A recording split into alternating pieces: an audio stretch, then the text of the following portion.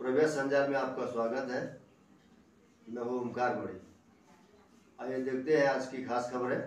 भिवंडी लोकसभा क्षेत्र के कोन गांव में 3 गांवों की शेतकरी संगठन द्वारा आयोजित सम्मेलन में इंडिया आघाड़ी के प्रमुख धड़े राकपा शरद पवार गुट के प्रत्याशी सुरेश म्हात्रे उर्फ बाल्या मामा के समर्थन के लिए भिवंडी ग्रामीण विधानसभा क्षेत्र के कोन गांव में सम्मेलन आयोजित किया गया था।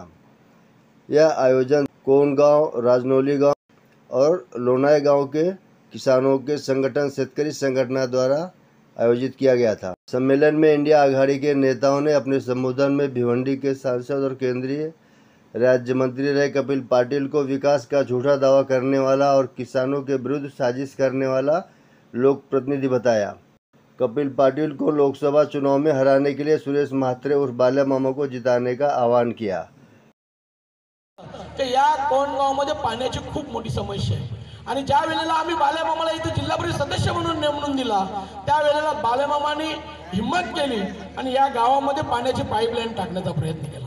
मी मागच्या भाषणात सांगितलं होतं की बाल्या मामा एक व्यक्ती अशी आहे का त्याला शासनाची निधी येईल का नाही येईल याची त्याला गॅरंटी नसते, परंतु त्याच्या तो खिशातून खर्च करेल आणि आपल्या समस्या सोडवेल असा नेता बाल्या मामा आहे। सम्मेलन में महिला नेता कोनगांव की पूर्व सरपंच ने कहा कि भिवंडी लोकसभा क्षेत्र में कपिल पाटिल द्वारा विकास का झूठा पोस्टर बैनर लगाकर विकास का भ्रम फैलाने का काम किया जा रहा है। आज कोण जिल्हा परिषद गटाबद्दल मी बोलत आहे। जलजीवन मिशनचे 25 कोटी कोणसाठी सँक्शन झाले।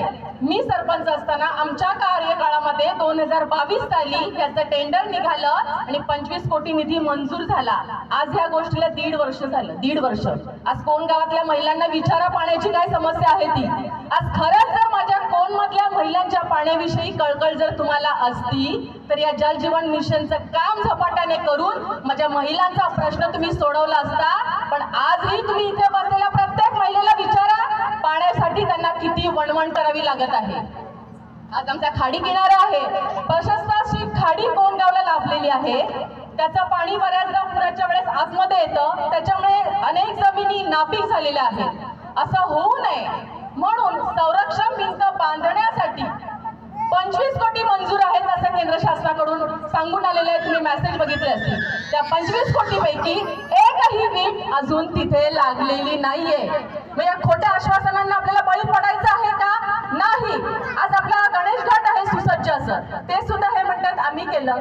अरे आमच्या जनतेला माहिती आहे ग्रामपंचायत निधीमधून ते गणेश घाट झालेला आहे जुना, आणि जो नवीन गणेश घाट आहे तो ग्रामपंचायत सदस्य असतील, त्या काळातले सरपंच असतील, माझे ग्रामस्थ असतील, गावकरी असतील, या सर्वांच्या निधीमधून तो गणेश घाट बांधण्यात आलेला आहे। म्हणजे ज्या गोष्टी तुम्ही केल्या नाही आहात त्याचं श्रेय तुम्ही घेत आहात आणि त्याचे व्हिडिओ क्लिप व्हायरल करून मत मागत आहात, असं होणार नाही।